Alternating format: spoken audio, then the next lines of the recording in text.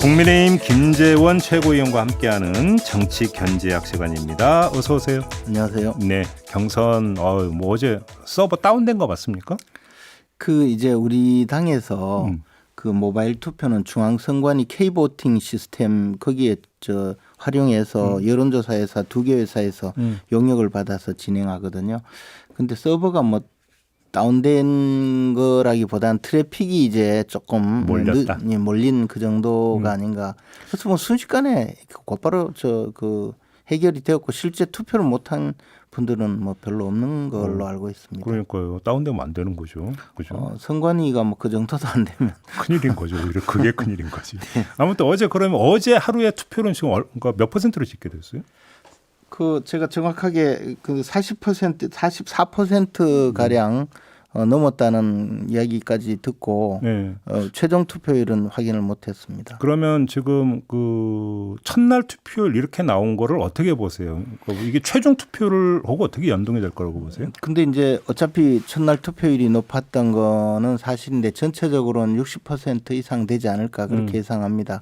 왜냐하면 우리가 이제 모바일 투표를 하면서 문자를 보내거든요. 그러면 문자를 보고 링크를 하는 것인데 그때 이제 대부분 문자를 보고 순식간에 관심 있는 분들이 링크를 통해서 들어와서 모바일 투표를 합니다. 그래서 이게 집중되는 것이 사실이고 지금 투표율이 이제 지금까지 모바일 투표를 못한 분은 둘째 날은 많이 떨어지고요. 그다음에 과거 2차 경선 때 보면 대체로 한 20%에서 25% 사이의 분들이 이제 ARS 투표를 3일째 하게 됩니다. 오, 그래요? 예. 그러면 첫날에 40% 좀 넘었고, 그러면 60%대 이렇게 예상을 하세요? 최종 투표율을? 그렇습니다. 그 역대 아마 경선 가운데 가장 뜨거웠던 경선이 2007년 경선 아니었습니까? 이명박, 박근혜 두 후보 간의 어떤 그 엄청났던 경선 때의 투표율이 70.8%가 그랬다면서요? 그때는 조금 달라요. 그때는 이제 당원 투표, 대의원 투표, 당원 투표가 있고 일반 국민들은 이제 그 선발을 하거든요. 투표할 의사가 있는 분들 선발을 해서 투표권을 준 것인데 그분들은 투표율이 그래도 좀 많이 낮았어요. 그 당원 투표는 굉장히 높았고요. 아무튼 이제 그 엄정 중립을 지켜야 되는 최고위원 입장에서는 이 높은 투표율기가 어느 후보에게 유리한지는 해석을 하면 안 되는 거죠. 아니요, 해석을 실제로 제가 봐도 이 투표율이 높다는 것이 특정 후보에게 뭐 절대적으로 유리하다 이렇게 볼 수가 없어요. 왜냐하면 이제 뭐 당원 구성이나 모든 면에서 이것이 조금 당원들의 투표율이 높다고 해서 그것이 뭐 어느 후보에게 결정적으로 유리하다 그렇게 보기는 조금 저는 생각이 다릅니다. 왜냐하면 각 후보 진영에서 뭐 거의 이제 총력전으로 다 나올 것이고 그 결과가 이 투표율로 이렇게 봐도 되는 거 아닙니까? 이번 당원들 중에는 물론 전통적인 우리 당의 당원들이 한 30만이 있는 데다가 그 27만 명 정도 당원 중에서 그 일부 그 당원들 특히 이제 9월 달에 입당을 해서 이번에 그 처음으로 투표하는 당원들은 사실은 각 캠프에서 많이 동료를 해서 입당한 분들이 있거든요. 속칭 동원. 동원도 동원이지만 이제 과거에 우리 당의 책임 당원이 근 100만 명에 이르렀었는데 그분들 중에 상당수가 이제 탄핵을 거치면서 탈당을 해버렸거든요. 또는 분당 사태를 거치면서.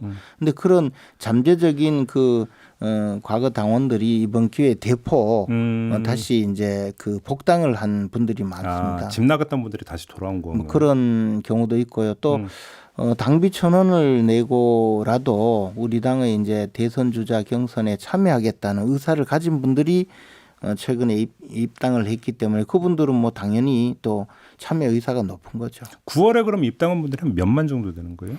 한 17만 명 정도로 17만 명? 예상이 되고 있습니다. 그런데 그 17만 명이 어떤 특정 후보를 지지해서 입당했다기보다는 거의 모든 후보 진영에서 다 동료한 결과다 이런 거죠? 그렇죠. 그러니까 특히 이제 그때 당시에 17만 명의 9월달 입당 당원들은 이제 캠프가 어떻게 보면 투표권자를 늘리는 문제이기 때문에 그 문제는 굉장히 동료를 많이 해서 입당을 했다고 봐야 되고요. 그분들은 그 이전 입당하신 분들 그러니까 우리가 이제 6월 10일 날 전당대회를 하고 7월 8월에 모바일 입당이라든가 뭐 우리가 길거리에 부스를 마련하고 또 입당해 주세요 이렇게 해서 입당하신 분들 자기 의사로 입당하신 분들이 꽤 많거든요. 그분들과는 또 조금 다른 면이 있죠. 아무튼 근데 이번 이 투표에서 당신과 민심이 갈릴 거라고 전망을 하세요, 최고위원님은? 아니 당신과 민심이 갈린다기보다도요. 이것을 이제 우리가 볼 수가 있거든요. 지금 현재 여론조사 결과는 대체로 홍준표 후보가 좀 높게 나오는 것이 대체적으로 지금 나오고 있지 않습니까? 근데 이제 홍준표 후보가 가장 많이 이기는 여론조사도 내용으로 들어가 보면 우리 당 지지자들의 성향은 또 윤석열 후보가 좀 지지율이 높은 것도 사실이거든요. 그렇죠. 또 윤석열 후보는 주로 50대 이상의 그 인구에서 지지율이 높고 또 대구 경북 영남 지방에서 조금 더 지지율이 높은 경향이 있어요. 그런데 이제 그것을 보면 우리 당원들의 구성이 그러니까 지금 인구 대비로 보면 여론조사를 할 때는 인구 대비로 여론조사를 하거든요. 근데 40대까지의 여론조사의 표본 집단의 숫자가 51.4% 정도, 51% 정도를 40대까지에서 추출을 하고 배정을 하고 그러면 이제 40대까지를 20, 30, 40대를 대체로 51.4% 그리고 이제 50대부터 60대 이상을 48.5% 이 정도로 말 그대로 51대 49군요. 네, 그렇게 배정을 하는데 우리 당의 구성은요. 40대까지가 34.5%, 50대 이상이 65.5%로 50대 이상의 숫자가 실제로는 한 16% 정도 더 배정이 되어 있습니다. 그러니까 이 구성 자체가 어떻게 보면 윤석열 후보가 조금 유리한 거죠. 똑같은 구성이라 하더라도 또 당원들은 아무래도 우리 당 지지자가 거의 대부분이 아니겠습니까? 그러면 이거 당원 구성을 우리가 당원 투표의 성향 자체를 윤석열 후보가 조금 더 나올 수밖에 없는 구조죠. 그냥 똑같이 하더라도 이런 상황에서 또 지역적으로도 사실은 홍준표 후보는 호남 유권자들의 여론조사에서 보면 호남 유권자들의 지지기가 높고 윤석열 후보는 영남 후보자의 지지자가 높다는 건데 그러면 당원은 대구 경북의 배치가 근 30% 가량 되거든요. 그렇기 때문에 당원 투표는 그냥 우리가 일반적인 여론조사 결과를 놓고 보더라도 당원 투표에서는 조금 윤석열 후보가 더 나올 수 있는 구조라는 거죠. 그러면 이제 당원 투표에서 윤석열 후보가 좀 더 나오고 일반 여론조사에서 홍준표 후보가 좀 더 우세하면 어느 쪽이 얼만큼 우세한지는 우리가 알 수 없으니까 구체적으로 이제 결과는 알 수 없지만 이런 구도가 될 수 있다는 것이 지금 현재 여론조사로 나타나는 기본적인 수치 분석을 해봐도 대강 짐작은 가능하죠. 알겠습니다. 이제 더 이상은 이제 최고위원이시기 때문에 더 구체적인 제가 결과에 대해서 안 여쭤보겠는데. 아니 실제로 몰라요. 모른다. 예. 뚜껑이 까봐야 안다. 그렇죠. 지금 상황은 워낙 호각지세이기 때문에요. 근데 문제는 호각지세이기 때문에 후유증이 또 그만큼 더 커질 수 있잖아요. 이 점은 좀 걱정 안 하세요? 그러나 이제 그런 부분에 대해서 사실 당에서도 여러 가지 방향도 설정하고 있는데 결국은 지금 우리 당을 지지하는 수많은 지지자들이 결국은 이 정권 교체를 향한 한 목표로 지지를 하는 것이지 특정 개인에 대해서 엄청나게 개인을 지지한다고 볼 수는 없거든요. 예컨대 윤석열 후보를 지지하는 우리 당의 지지자들도 사실은 정권 교체의 어떤 본인 스스로 그런 이야기했지만 정권 교체의 도구라는 것이죠. 네, 그렇죠. 윤석열을 통해서 정권 교체를 하자는 것이었고 홍준표 후보를 지지하는 분들도 사실은 홍준표 후보의 지지세가 처음부터 완전히 강했던 것은 아니잖아요. 그렇죠. 그렇기 때문에 어느 쪽이 이기고 어느 쪽이 졌다 하더라도 그 지지자는 그렇게 민주당 지지자처럼 어느 쪽으로 계속적으로 앙금이 남아 있다기보다는 한쪽으로 다시 몰릴 수 있는 지지자가 통합될 가능성이 크기 때문에 네. 그런 면은 조금 저희들은 충분히 긍정적인 결과를 가져올 수 있다고 그럼 봅니다. 지지 그룹 안에서의 분열과 후유증은 별로 없을 거다 이렇게 보시는 거네요. 지지자의 분열은 크지 않을 거라고 봅니다. 그래요? 그것은 과거 이제 박근혜 이명박 경선 때와 좀 사정이 다르다고 보죠. 그러면 예를 들어서 윤석열 후보 지지층이 이제 전통적인 국민의힘 지지층하고 그러니까 상당 부분이 겹치기 때문에 뭐 더 이야기할 필요는 없을 것 같은데 홍준표 후보 지지층에서 어떤 젊은층 지지 그룹 있지 않습니까? 네. 이들이 안 움직일 거라고 보세요? 근데 이제 그분들도 지금 20대 특히 이제 홍준표 후보 지지자의 상당 부분을 차지하는 이 20, 30대의 지지자들도 그 지금 문재인 정부를 지지하는 분들은 아니거든요.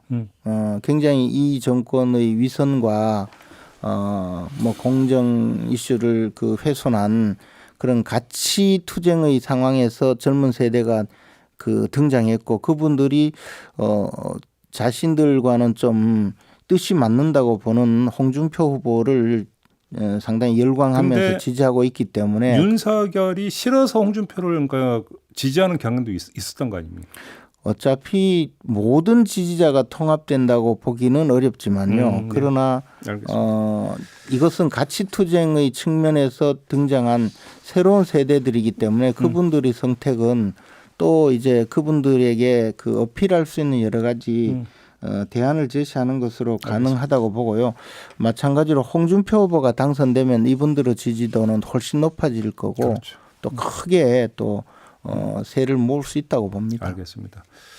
안철수 대표가 대선 출마 선언을 했잖아요. 일단 네. 전망 좀 해주세요. 완주할 거라고 보십니까? 단일화에 응할 거라고 보십니까?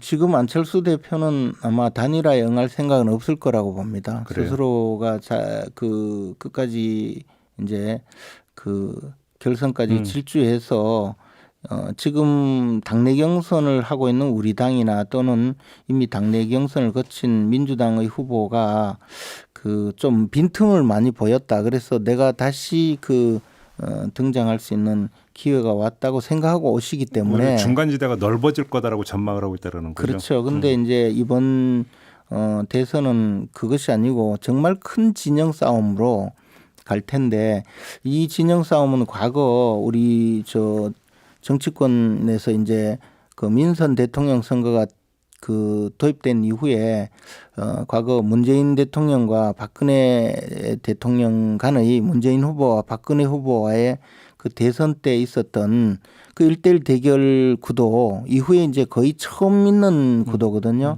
그래서 지금은 이제 경선 후유증이나 경선 과정에서 어떤 여러 가지 문제점 때문에 중간지대의 틈이 보이는 것이지 결국은 양 그 후보로 수렴할 것이거든요. 그런데 완주하면 국민의힘 입장에서는 악몽이잖아요.